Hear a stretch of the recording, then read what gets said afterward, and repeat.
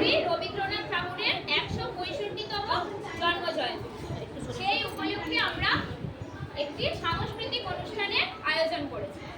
তোমরা অনেকেই জানো যে রবীন্দ্রনাথ ঠাকুরকে বিশ্বকবি, কবিগুরু রূপে সারা বিশ্বে সম্মান করা হয়। কেন? কারণ